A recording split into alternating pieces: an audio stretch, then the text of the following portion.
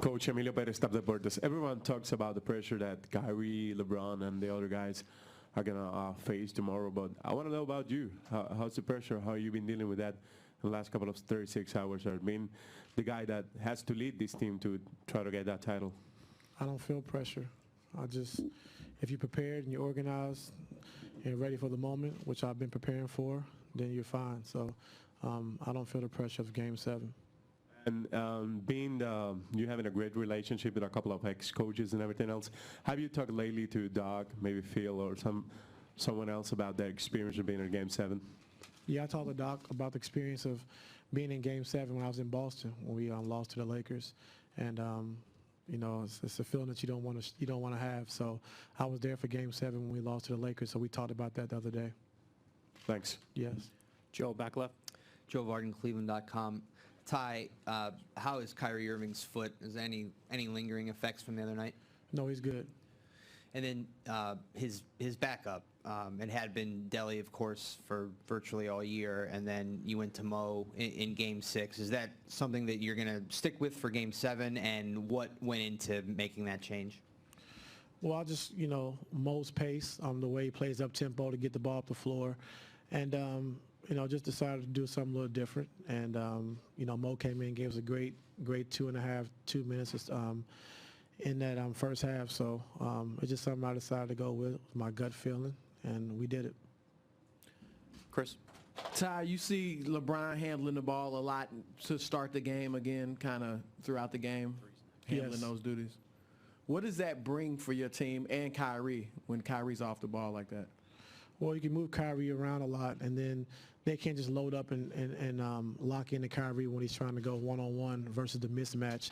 And I think having LeBron handle the basketball and getting Kyrie off the ball, and now when he catches it after movement, then he's able to attack faster and quicker. Over on your right. Ty, Josh Weir from the Canton Repository. You play Mo Williams some minutes after he hadn't seen much time. You go with Dante Jones in the first half, Game 6. What gave you the confidence to go to some of those guys that really hadn't seen much time throughout the playoffs and put them in such a big situation? Well, Mo's been in big situations before. He's been an all-star.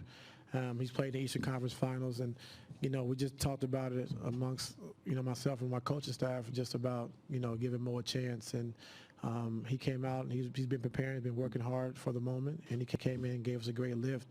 And Dante, just a veteran guy that we brought in, who's played in over 60 playoff games before he got here, and just someone that, when you get in foul trouble or someone goes down, he can step in and play a big part. And with Shumpert having 3 fouls, with K-Love having 3 fouls, and then Richard Jefferson picking up his 3rd foul, Dante was a guy we can go to that we know is going to be physical, and he's a great defender, and he brings a lot of toughness to your team. Chris, all the way in the back. Chris Haynes, Cleveland.com. Coach, is this just not the matchup series for Kevin Love? What do you mean? Is why he hasn't been giving you the production he's given regular season and leading up to this point? Well, he's been great all postseason, so I wouldn't just say after regular season. He got in foul trouble last game. I thought he was aggressive on the post-up, on the switches, got to the free throw line. But after he got the 2 early fouls, I just thought he could never get into a rhythm. And Kevin's being on the perimeter guarding smaller guys, he's not going to have the same amount of rebounds that he's normally have. So. It's not about Kevin. It's about the team, and he's been great. He's been fine. He's gonna have a big game for us tomorrow, I believe. So, it's all about matchups. It's all about staying on the floor, being out of foul trouble, and I have no problem with Kevin. He's gonna be fine. Michael in the back. Ty, Michael Grange from Sportsnet.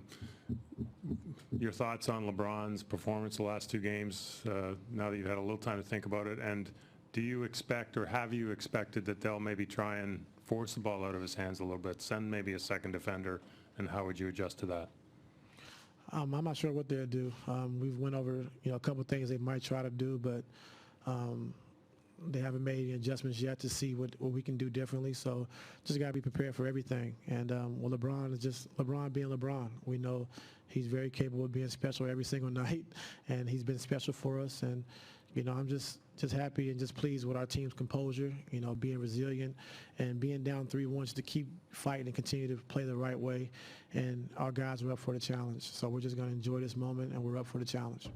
with LeBron, is it as simple as his jump shot, just him having more confidence in it, or being willing to take it and shoot over that D a little bit, or what's been the key that's sort of triggered him in the last two games? Just taking his shots in rhythm. If they're going to go under, step into it, 1-2, step into a shot and catch and shoot, just catch and shoot it, So he's been taking his shots in rhythm and shooting his mid-range pull-up, which he's shooting, I think, 46 or 47% in the playoffs. So those are shots he works on every day. So he's been taking them in rhythm. Dave in the back. Tyronn, Dave McGrennan, ESPN. Given the strong ratings of the series thus far, the fact that it's a winner-take-all and it's a Sunday when traditionally, like, a lot of people are in front of their television, have you thought about the fact that you could be coaching in one of the most viewed games in league history, and does that add to the magnitude of coming from being an assistant coach just 61 games ago to now coaching in this moment? No, I haven't thought about it. I mean, it's a big moment for all of us, and it's a position, growing up as a kid you want to be in. You've always talked about playing in Game 7s and making a game-winning shot, or, being in the NBA Finals. So we know it's a big stage, but our guys are ready and up for the challenge, and this is a position you want to be in. We went through the season of playing all the preseason games. We played all the regular season games, and now you're in the final game of the season. No more games left. So I think our guys understand that, and they're ready for this moment. Mark on the aisle. Mark Spears, ESPN.